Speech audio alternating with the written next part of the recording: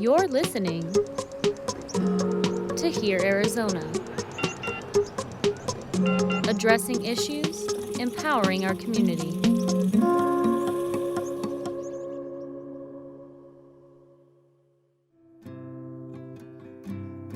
I'm Kathy Ritchie. I spent 10 years helping care for my mother after she was diagnosed with dementia, and as a reporter, I'm taking a deep dive into the ups and downs of growing old. This is Hear Arizona's Aging Podcast. So here's a fact about aging. At some point as we get older, we're probably going to have to depend more on others. Maybe our kids will step in to take care of us. Maybe our siblings. Maybe we'll come to rely more on healthcare providers. Maybe we'll need help financially. But when you've lived an independent adult life, the idea of accepting help from other people can be, daunting. And for some people, the idea of relying on family for support or of putting your trust in strangers is complicated and painful. This is especially true for many older adults who identify as lesbian, gay, bisexual, or transgender. There was a period of time when I was 7 or 8 years old where every night when I went to bed, I prayed to wake up as a girl, which was just really confusing. My mom said to me that I was dead and buried and going to hell, and I was not her daughter, and I was not part of this family. Conservative Catholic family, and I had to finish college. Being gay would be a horrific thing, so you don't come out. I never did come out to my parents. Because appearances were very, very important to my parents. And wondering why I didn't fit and wondering what was wrong and having this pebble in my shoe and not knowing what that was about. 20, 30 years ago, people weren't just doing that, and now I have straight friends.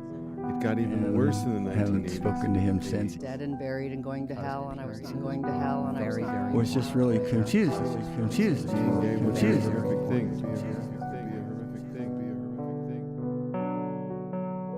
If you've experienced rejection, judgment, or discrimination from those close to you, those traumas can leave deep scars. Photo album, but this is my whole family growing up in Arcadia. My dad's not in the photo because he must have been taking it, but 5 kids, all on our bikes. We're ready to go on a bike ride. Lori Provost is in her mid-50s, and she's starting to look ahead to retirement. But she's also starting to look back on her life, and she's realizing the family rejection she faced for being a lesbian has impacted her in so many ways. The little curlers here, the little pink curlers. I know this is my childhood, and I know this is my lovely upbringing, but it's so far removed from me now, it feels like it must have been another lifetime. Lori is one of 5 siblings. She grew up in Phoenix, and she came out to her family when she was a 21-year-old college student. Her mother told her she was no longer welcome in the family, and that was that. She was cut off. Since my dad died, we've had to see the trust documents, and on every other page it says excluding my daughter, Lori Provost, in parentheses. It'll list the other siblings, and this is what's going to happen. And then on every page and every chance she got, she put excluding my daughter, Lori Provost. Lori runs her own marketing and communications business. She's been able to take care of herself, and she says it's not as though she was entirely banking on an inheritance from her parents someday. But at the same time, she sees how exclusion from her family has come with financial consequences. I didn't get help with paying off a loan or buying a car or a wedding, for God's sake. All the money that's put into the other siblings, the other family members that are still in, Some unfairness. Yeah, absolutely. And I don't want to be like that person that's saying, this is unfair. There was $5, there's 5 kids, we should have each gotten $1. But I was taught that is what it would be. Of course, money is just one concern. What's really gotten to Lori over the years is the emotional weight of being shunned by those closest to her. I don't think I advanced as far in my career as I could have. I really don't. I kind of had to stop and work part-time and take care of my mental health because I'm mentally just so upset about what's been going on with my family that it debilitates me. Now that she's starting to think about retirement, all of those financial setbacks are starting to feel more distressing for her and for her longtime partner, Chris. And so there is a little pressure to make sure that we're both set up for the future. But there's another aspect of family that leaves Lori and Chris feeling less secure. I think the biggest difference for most of the people in the gay community as we grow old is that we don't have children. So Yeah, it's one of my biggest regrets not having children. I don't like to have regrets at all, but I am a children person. Like, I love kids. I wasn't going to do it on my own back in the day. It just didn't seem like an option, but I really wish I had my own children. that is often who takes care of their elders. Us not having that will mean that we have to come up with an alternative plan. Broken family ties, the psychological toll of rejection, the missed chance at becoming a mother. Those things add up, and now Lori's not exactly where she wants to be looking ahead to retirement. We've talked about putting up tents in our backyard and anyone who needs a place to be, but we have often joked with other friends about how we'll help each other. You can live here and we'll stay together, and it's like a community planning. Lori and Chris joke about it, but it's true. A lot of older LGBT people face these same challenges. You know, a woman today, if she's a lesbian, if she's 78 today, then, you know, she was born in 1940 and she has grown up with being told that she is mentally ill for being a lesbian. She's been told Sandy Davenport is now retired, but was formerly with the Pima Council on Aging. pushed away by family and friends and community. Many times she's been rejected by religious organizations that she wanted to be affiliated with and told that she's an abomination, and she may have been arrested for being a lesbian. I met Davenport when she was teaching a no-cost workshop for long-term care providers and other organizations that work with aging populations. The program is called Project Visibility. It started in Colorado. The goal is to help these caregivers understand how to make LGBT elders feel respected and welcome. Putting people in the corner and saying, "Are you gay?" We recommend using the check sheet you're going to see in your manual about what does my agency do as far as inclusive procedures? How can we improve our intake forms? So that they do Davenport not says a lot of assume providers someone don't is receive any cisgender. sensitivity training to help them serve diverse populations, and it can be easy to forget everything that older generations of LGBT people have lived through. Those changes have been very recent, that those kinds of laws and those kinds of labels as mentally ill have changed. Davenport says providers need to understand those traumas can have serious repercussions in so many areas of someone's life. This population is more likely to be experiencing depression. They're more likely to be isolated from family who could be a support network. They're more likely to have reduced economic status. And it's not just that. We discovered from some of the research that LGBTQ elders are 5 times less likely to access senior services because of fear of being treated with prejudice or discrimination, neglect, or even abuse. Older adults often have more reasons to seek out social support or medical care. But what happens when going to the doctor brings up those same fears of discrimination? Oh, my body is definitely past its warranty period. Erica Kepler is in her mid-50s. I certainly am having increasing encounters with the healthcare system. It could be things like back pains coming in, arthritis. At my age, that becomes an increasing frequency. And for Erica, the challenges of dealing with the healthcare system are made harder because Erica is a transgender woman. She says she knew from the time she was a small child she wanted to be a girl, but it wasn't until she was in her 40s that she felt she had the resources to transition. Like I say, I decided I was going to change sex for the first time in 1970 and decided again in 2004, I guess. My life took a direction that didn't allow it, and there really was no information available that I could find back then. Erica knew transitioning would be a major life shift, and it would come with challenges. But she didn't realize some of the prejudice she'd faced would come from her own doctors. There are plenty of people in the healthcare profession who are kind and compassionate with us, but you really don't know.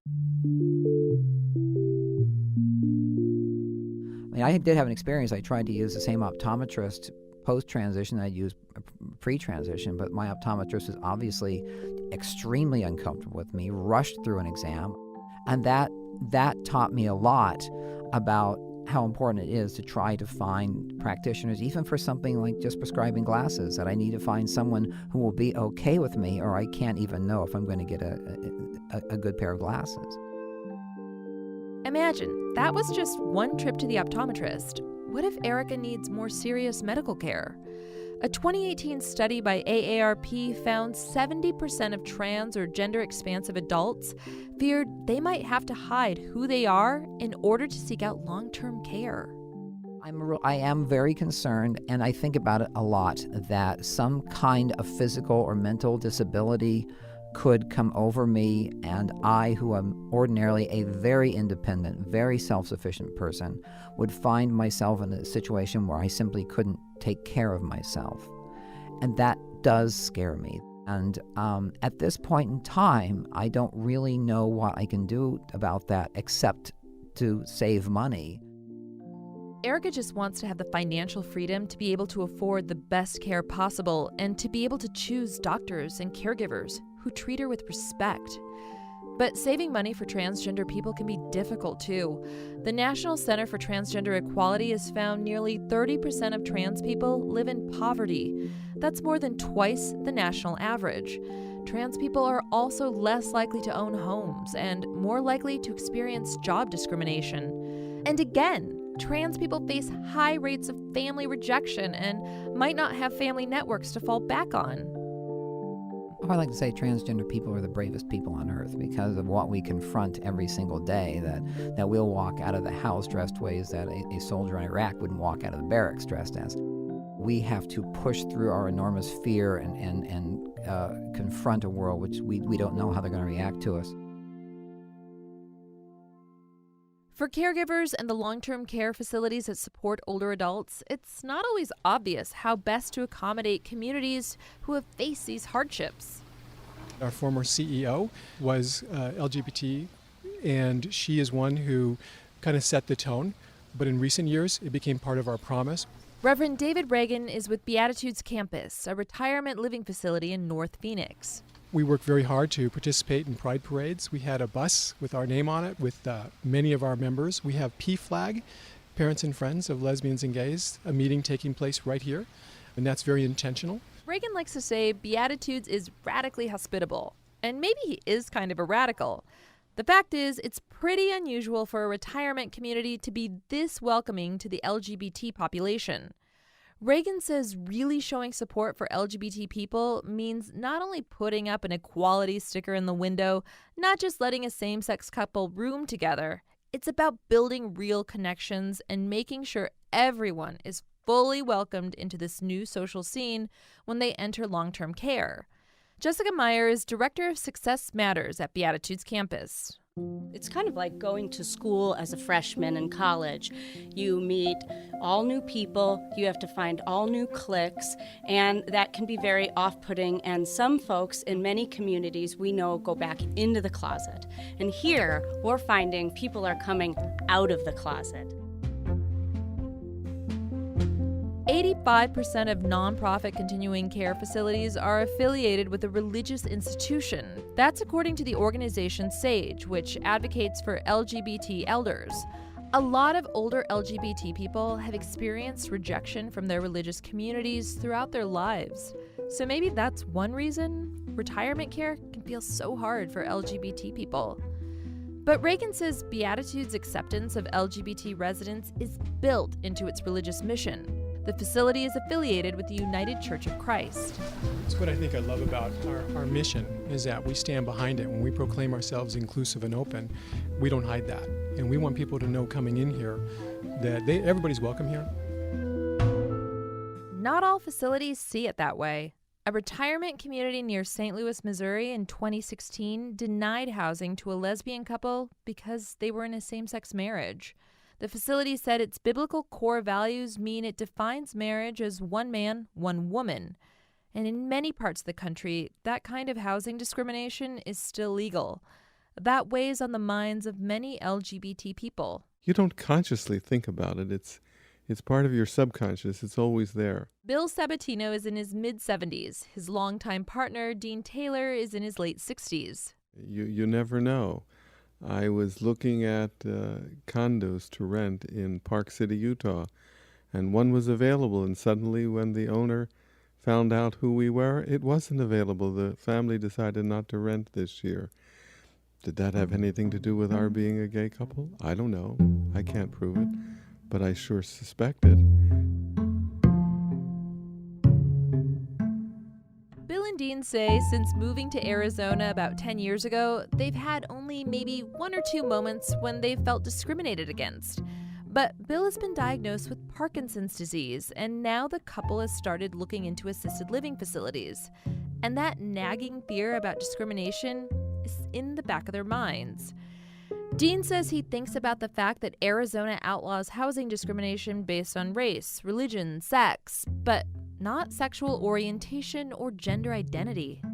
I can tell you in terms of being a gay person that I'd feel a lot more happy if we had that in writing on the books, that there would be no way that it would be okay to discriminate in some way because you just don't accept LGBT people.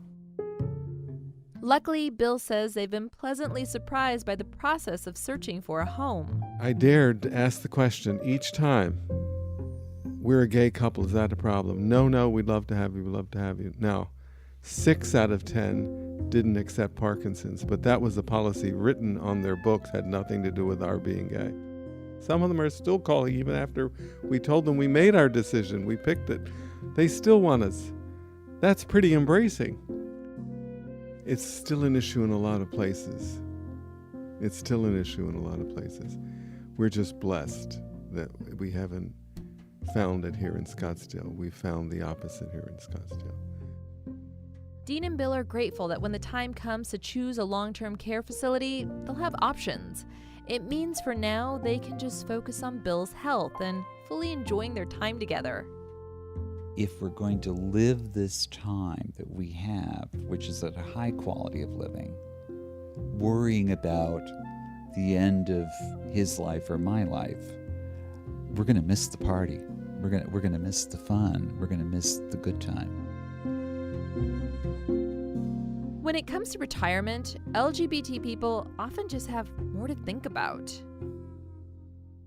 They are concerned about how they do age, what caregiving looks like, health care, making sure that housing is available to them, that they're not discriminated against. Dana Kennedy is state director of AARP Arizona. AARP hosts events and workshops on health, finances, and jobs for people over 50.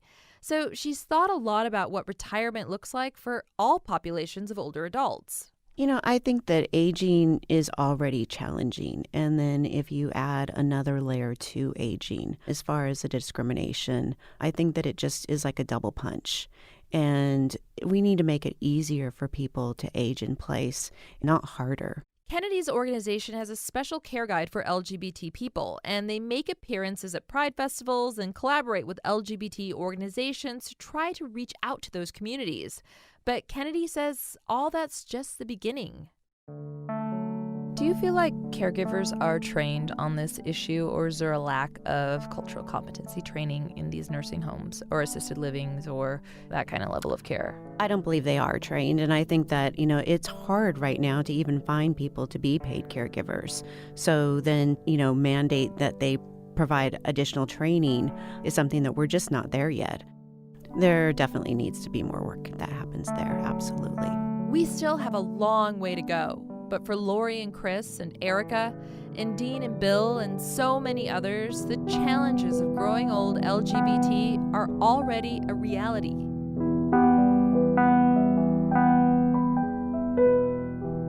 The median age of Americans is getting older.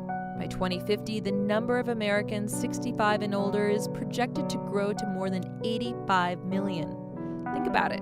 Those 85 million older adults will have 85 million different life experiences. They'll have different needs, different skills, different families, different passions, and yes, different sexual orientations and gender identities.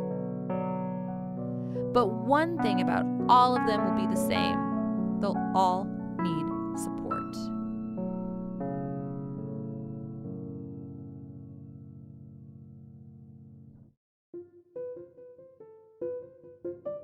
You just listened to the Aging Podcast from Here, Arizona. That's HEAR, Arizona.